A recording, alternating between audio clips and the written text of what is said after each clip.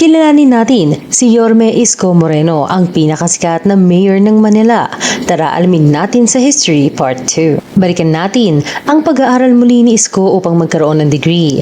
Bukod sa mga ito ay hindi siya tumigil at kumuha pa ng iba't ibang pampalawak ng kanyang kaalaman na mas magpapabuti sa kanyang skills sa panunungkulan. Kumuha din siya ng non-degree programs gaya ng short courses sa Leadership and Governance sa John F. Kennedy School of Government sa Harvard University at SED Business School sa University of Oxford. Nang pumanaw ang kanyang mentor na si Danny Lacuna noong Agosto 2023, ay binigyang pugay siya ni Isko sa kanyang eulogy. Aniya ay bukod sa pagiging mentor ay itinuturing niyang si Vice Mayor Danny Lacuna bilang ikalawang ama. Napakarami daw nitong naituro sa kanya mula nang magsimula siya bilang konsehal. Nang tanungin daw siya nito kung ano ang kanyang pangarap at nang sabihin niyang maging pangulo ng bansa ay sinabihan daw siya nito ng, "Ang taas ng pangarap mo paano ka magiging presidente high school finished ka lang. You go back to school." Si Lacuna daw ang nagbigay ng pondo para sa kanyang pag-aaral hanggang matapos sa kolehiyo. Siya din ang nagpondo sa kanyang pag-aaral pati sa law school. Ang unang proyektong ginawa ni Isko nang maging councilor ay ang itatag ang Isko Moreno Computer Learning Center o ISCO. Marami daw siyang natanggap na tulong mula sa iba't ibang grupo at libo-libo na ang nakagraduate dito. Ang nais daw niya ay maging computer literate ang mga tao sa Tondo upang makasabay ito sa mga nasa iba pang lugar sa Kamaynilaan. Sa tatlong termino ni Isko sa pagiging konsehal ay marami din siyang iba pang proyektong naipagawa gaya ng e-scholar ng bayan, isang college scholarship program, botika ni Isko na siyang tanging botika na nasa loob ng isang public office at pagpapagawa ng mga daycare center. Vice Mayor. Nang matapos na si Isko sa ikatlo niyang termino sa pagiging konsehal ay naisipan naman niyang handa na siya para sa pagiging Vice Mayor. Ngayong nakapag-aral na siya, hindi pa man inaanunsyo ang planong pagtakbo ay binato naman siya ng intrigang imoralidad. Lulong daw siya sa kasino, dating sexy actor at ipinakalat pa ang larawan niya bilang underwear model. Inamin ni Isko na pumasok nga siya sa kasino pero para lamang maging chaperone ng ilang mga VIP na hapon para sa public relations purposes. Hindi naman daw ito illegal. Gusto daw ng mga ito na magkasino kaya sinamahan niya kahit pa hindi siya nagsusugal. Nang magsabi naman ng mga ito na gusto nilang mag-golf ay sinamahan niya din kahit hindi din siya naglalaro ng golf. At ang kanyang motibo para dito ay makalikom ng pondo na hindi niya nakukuha sa gobyerno. Aniya, kapal ng mukha ang kanyang kapital. Nakahingi siya ng donation sa mga ito para sa kanyang daycare projects at nakapagpatayo pa siya ng chapel na burulan at isang barangay hall. Tumigil lamang siya nang ipasa ang batas noong 2016 na ipinagbabawal sa isang opisyal ng gobyerno na magsugal sa mga kasino. Ang pagiging sexy star at underwear model naman ay hindi niya itinanggi. 10 taon na daw ang nakararaan nang kuhaan siya ng litratong iyon para sa promotion ng isang pelikula. At noong panahong iyon ay isa siyang artista pa. Anya, that photo was taken as a promo for a movie. I told the audience, being an actor is an honorable profession.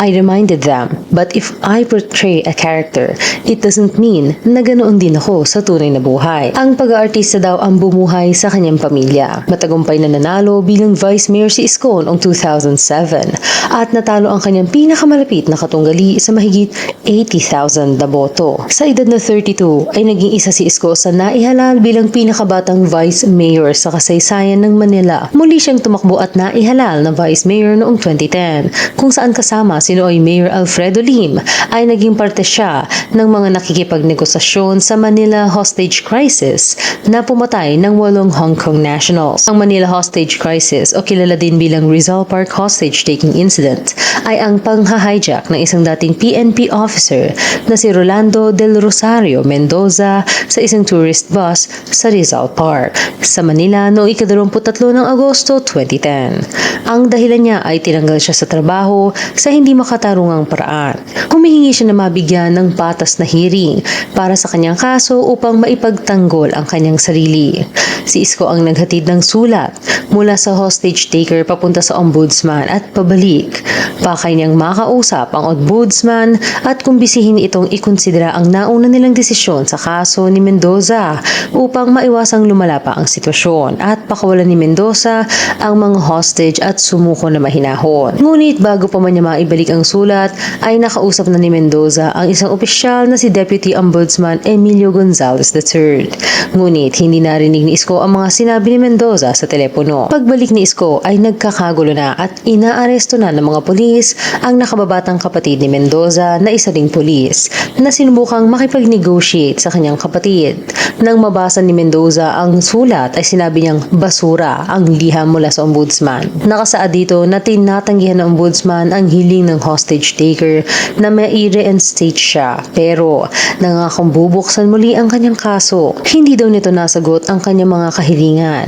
Nais lamang niyang maibalik siya sa trabaho kahit pa alam niyang may kaso siya pagkatapos ng pang-hostage niya. Matapos umunong makita sa isang live broadcast sa telebisyon ng bus kung saan inaaresto ng mga polis ang kanyang kapatid ay nabalisa si Mendoza at hiniling na pakawalan ang kanyang kapatid kung hindi ay sisimulan niyang itumba ang mga hostage. Bandang 7:21 PM ay itinumba na ni Mendoza ang ilang hostage at nang makatakas ang bus driver ay isinigaw nitong patay na ang lahat. Kalaunan ay aaminin ng driver na ito na inakala lamang niya ito matapos masaksihan ang pagpapaputok ni Mendoza sa tatlong hostage at sunod-sunod pa sa iba. Pero bago ito, agad na sinubukan ng mga pulis na pasukin ang bus at basagin ang bintana gamit ang isang sledgehammer. Ngunit sila ay nabigo. Gayon din ang kanilang pagtatangkang itali ang pintuan, ngunit naputol ang tali dito. Matapos ang halos isang oras nakabigo ang makapasok ang bus, ay naghagi sila ng dalawang tear gas at isang sniper naman ang nagtumba kay Mendoza habang papalabas ito. Binatikos sino ay Mayor Alfredo Lim dahil pagkatapos ng unang pagpapaputok ni Mendoza ay umalis ito at pumunta sa Emerald Garden Restaurant kasama ang ibang opisyal upang pag-usapan ang sunod-sunod nilang hakbang. Sino ay Vice Mayor Isko naman ay pinuna dahil sa pag-alis ni Lim ay umalis na din siya. Hindi daw niya alam ang istruktura ng crisis committee at nang magsimula ng magpaputok si Mendoza ay naniniwala siyang purong police operation na ito. Pinuna naman niya ang mabagal na pag-aksyon ng pambansang pamahalaan na aniyay dapat maagang nakialam dahil sangkot dito ang mga foreign nationals. Isa pang intrigang ibinato sa kanya sa pagitan ng 2012 hanggang 2013 ay nang matuklasan ng Commission on Audit ang 623 na ghost employees. Kinasuhan siya ngunit ibinasura din ng Office of the Ombudsman. Ayon kay Isko, naniniwala siyang politika ang pinanggalingan ng mga aligasyon na ito at sa pangunguna mismo ni Mayor Lim dahil siya ay signatory lamang ng disbursement ng mga empleyado ng City Council at ang nagbabayad ng sweldo ay ang Office of the City Treasurer. Dahil dito ay nagkasamaan ng loob sina Mayor Lim at Vice Mayor Isko Moreno. Ang mga empleyadong sinisante ni Lim dahil sa aligasyon na ang mga ito ay ghost worker ay ipinag-utos ng Manila Regional Trial Court na ibalik sa pwesto dahil labag sa batas ang pagsesesante sa mga ito. Pebrero 2013, ilang buwan bago ang eleksyon, inaresto si Isko kasama ang 5 pang councilor dahil sa di umunoy bingo operation na isinasagawa nila sa isang pampublikong lugar nang walang kaukulang permit. Itinanggi ito ni Isko at sinabing nasa private property sila sa Santa Cruz, Manila at hindi naging sagabal. Hindi daw labag sa batas ang kanilang ginagawa dahil walang sangkot na taya at ang mga card ay libre. Ang bingo session daw nila ay para sa entertainment purposes lamang upang maakit ang mga tao na dumalo sa kanilang consultation program. Muli ay sinabi niyang sangkot si Mayor Lim sa kanyang pagka-aresto na itinanggi naman ito. Kinabukasan ay pinakawalan si Isko at ang iba pa ng DOJ. Dahil sa hindi malinaw na aligasyon at kakulangan ng ebidensya, ang mga nagreklamong pulis ay nabigo din na banggitin ang partikular na provision ng batas na kanilang nilabag. May 2013, muling naihalal ng Vice Mayor si Isko at ang Mayor naman ay si Joseph Estrada. Taong 2017, sinumpahan ng kaso ng COMELEC si Isko dahil sa overspending para sa kanyang 2013 campaign elections.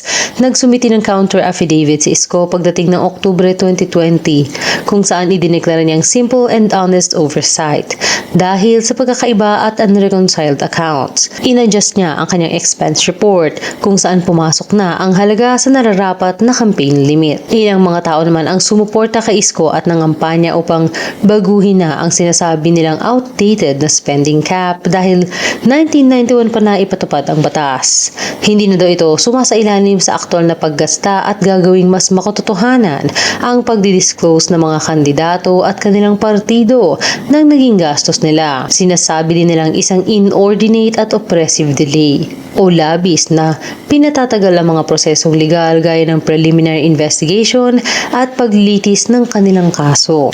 Setyembre 2014, 5 barangay captain mula sa Tondo ang nagsampa ng kasong plunder laban kay Isko at iba pang opisyal ng lungsod ng Maynila sa Office of the Ombudsman dahil sa di umunoy paglipat ng mga ito ng bahagi ng property tax na nagkakahalaga ng 77 million sa isang peking barangay noong malapit nang magtapos ang 2013. Muli sinabi ni Isko na politika ang motibo ng pagsasampa ng kaso sa kanya. Ang sinasabing peking barangay daw ay ang barangay 128 sa Smoky Mountain. Kasama na ang mahihirap na barangay sa Parola at Baseco kung saan ang mga barangay na walang nakatira ay mayroong floating funds na isang normal proceeding noong pang panahon ni Mayor Lim at Mayor Lito Atienza. Ayon kay Isko ay nais lamang kumuha ng share ng mga funds ng mga complainants ngunit nabigo silang mag-request para dito. Handa na si Isko at ang kanyang mga kasamahan na harapin ang kaso ngunit walang update sa kaso ito magpasa hanggang ngayon. Taong 2015 din inanunsyo ni Isko Moreno na tatakbo siyang senador matapos magdesisyon si Joseph Estrada na muling tumakbong mayor para sa isa pang termino. Bagamat isa sa pinaka maraming natanggap na donations para sa kanyang kampanya ay natalo si Isko. Ilang taon makalipas, noong 2022 ay biglang ipinakalat ng mga karibal ni Isko ang balita ng kakulangan sa buwis ng natirang 50 million sa mga hindi nagamit ng campaign donations ni Isko. Ngunit, kinlaro ng COMELEC na walang nilabag na batas si Isko. Katunayan na isa siya sa mga maagang nagdeklara ng hindi nagamit na donation at nagbayad ng tax para dito. Taong 2016 hanggang 2017 ay itinalaga siya ni dating Pangulong Rodrigo Duterte bilang external peace consultant para sa mga maralitang tagalunsod ng National Democratic Front of the Philippines o NDFP at Communist Party of the Philippines o CPP sa negosasyong pangkapayapaan nito sa Administrasyong Duterte bago ito formal na tinanggal noong 2017. Hulyo naman ng taong iyon ay itinalaga siya bilang chairman at board and chief executive officer ng North Luzon Railways Corporation na siyang pag-aari ng gobyerno. Oktubre ng taong iyon ay nagbitiw siya sa pwesto dahil sa personal na dahilan. Mayo 2018, itinalaga siya ni Pangulong Duterte bilang Undersecretary para sa Luzon Affairs and Special Concerns sa DSWD. Oktubre sa sumunod na taon ay nagbitiw siya sa pwesto upang tumakbo bilang mayor ng Manila sa darating na 2019. Magiging kalaban niya ang dating kaalyado at kasalukuyang nakuupong mayor na si Joseph Estrada. Noong panahong ito ay hindi sila nag-uusap mula palang matalo sa pagiging senador si Isko ng 2016. Magiging running mate naman niya ang kasalukuyang vice mayor na si Honey Lacuna, anak ng kanyang mentor na si Danny Lacuna. Taong 2019 ay nanalo bilang mayor si Isko. Ngayon naman, sa edad na 44 ay hawak niya ang titulo na pinakabatang naihalal na mayor pagkatapos ni Antonio Villegas na umakyat sa posisyon sa edad na 34 pagkatapos pumanaw ni Arsenio Lacson noong 1962. Dahil sa pakikipag-usap ni Isko sa mga mamamayan ng Manila gamit ang street slang ng lugar ay binansagan siyang Yorme, isang binaliktad na salitang mayor. Bago maupo sa pwesto ay nakipag-ayos si Isko sa mga dating nakasamaan ng loob. Una niyang pinuntahan si Mayor Alfredo Lim upang makipag-ayos dito at humingi ng kanyang payo at pananaw sa pamumuno sa lungsod, partikular na sa peace and order. Pumanaw si Lim sa sumunod na taon, Agosto 2020. Sumunod naman ay nag-courtesy visit si Isko sa opisina ni outgoing Mayor Estrada. Pagkatapos magbatian ay formal niyang ni-request ang turnover ng mga importanteng dokumento gaya ng kontrata, loan agreements, inventory and audit reports at iba pa. Naging maayos at mapayapa ang kanilang pag-turnover. Nagbigay din ng speech si outgoing Mayor Estrada para i-welcome ang pagpasok naman ni Isko. Sa kanyang termino bilang mayor ay nagawa ni Isko na pagandahin ang Manila at linisin ang pampublikong espasyo nito gaya ng plaza, parke at mga makasaysayang landmark upang mas maging presentable sa mga mamamayan nito at mga turista. Kasama na dito ang paglinis at pagpapaluwag ng lansangan, pag-alis ng mga informal vendors at waste management. Bilang parte ng kanyang beautification program ay ipinaredevelop niya ang makasaysayang Jones Bridge. Nagpagawa ng 10 palapag ng bagong ospital ng Maynila at ang dating ospital ng Maynila Medical Center ay ikinonvert bilang College of Medicine and Allied Health Sciences Campus para sa pamantasan ng lungsod ng Manila. Ipinaredevelop niya din ang Manila Zoo. Pinirmahan niya ang ordinansa na magbibigay ng 1,000 allowance kada buwan para sa bawat estudyante ng University of the City of Manila at Universidad de Manila. Ito ang kauna-unahan sa bansa. At 500 monthly allowance para sa mga grade 12 na estudyante na makukuha nila sa pamamagitan ng isang cash card. Nag-focus siya sa mga investment at paglikha ng trabaho ng mga mamamayan upang maitaas ang ekonomiya ng lungsod. Nakapagpatupad siya ng mga programa na lalaban sa krimen at katiwalian sa lungsod. Bilang parte ng kanyang advokasya ay ipinromote niya ang mga empleyado ng City Hall na mahusay na gumaganap sa kanilang trabaho at nangakong magha-hire ng mga bagong empleyado batay sa kwalifikasyon, anuman ang kulay ng pinapanigan nito sa politika. Tinanggal niya ang nakagawiang kung sino ang masipsip ay siya ang ipinopromote upang magkaroon ng patas na pagkakataon ang mga aplikanteng papasok. Ipinatigil niya din ang napag-alaman niyang nagbabayad pala ang mga applicant na tinatawag na toll gate na nagkakahalaga ng 1 o 2 buwang sweldo nila sa isang facilitator kapag tinutulungan sila nitong makakuha ng isang bagay. Ilang infrastruktura din ang kanyang ipinatuyo ng vertical housing projects gaya ng Condominium 1 at 2 at Binondominium. Isang public housing para sa mga walang bahay at mga empleyado sa lungsod. Marami pang nagawa si Isko para sa lungsod ng Manila, dahilan upang magkomento sino ay Pangulong Rodrigo Duterte noong 2019 nang bilib ako sa kanya. Kaya nanonood ako kung nagsasalita siya. Mas mahusay siya kaysa sa akin. Sa totoo lang, nakita ko na mas mahusay ang resolve niya sa akin. Dagdag pa niya. Sa kanyang panandaliang pamumuno, ang original na 10-year infrastructure plan ay nakumpleto sa loob ng 3 taon kasama na ang mga housing projects, bagong gusali ng paaralan, ospital at renovation sa ilang lugar sa Manila. Nagawa din ng gobyerno ng lungsod na maitaas ang koleksyon ng kita ng buwis bawat taon kumpara sa mga nakaraang administrasyon kahit pa kasagsagan noon ng pandemya. Isang batikos na ibinabato naman kay Isko ay iniwanan niya ng 17 billion pesos na utang ang sumunod na mamamahala sa Manila dahil binigyan niyang prioridad ang high visibility kaysa sa pagsisilbi sa mga tao. Aabutin daw sila ng 20 years upang mabayaran lamang ito. Ang mga pera na ito ayon kay Isko ay nagamit para sa tao. Ang mga bahay, ospital at eskwelahang ipinatayo ay upang magsilbi sa mga tao.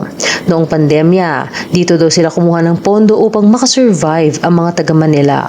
Proud siyang wala daw na nagutom na Manilenyo noong panahong iyon. 700,000 na katao daw ang buwanang binibigyan ng 1,000 para lamang sa pangkain upang masuportahan sila sa loob ng 8 buwan habang nilalabanan ang pandemya. Bukod dito ay nakabili sila ng sariling mga bakuna at gamot at naging modelo noong kasagsagan ng pandemya sa pagkain, gamot, ospital at iba pa. Sa madaling salita, halos kalahati nito ay napunta sa gastos noong pandemya at ang natira naman ay sa mga ospital, eskwelahan at iba pang mga proyekto. Ayon kay Isko, ay may paraan naman upang mabayaran ang loan. Maaari daw itong mas bumilis o mas tumagal kaysa sa 20 years. Hanggang dito na lang. Kayo anong masasabi nyo sa kasaysayan ni Isko Moreno? I-comment lamang ang inyong opinion sa ibaba. Salamat sa pakikinig. Huwag kalimutang mag-subscribe sa aming channel at i-click na rin ang notification bell. Hanggang sa muli.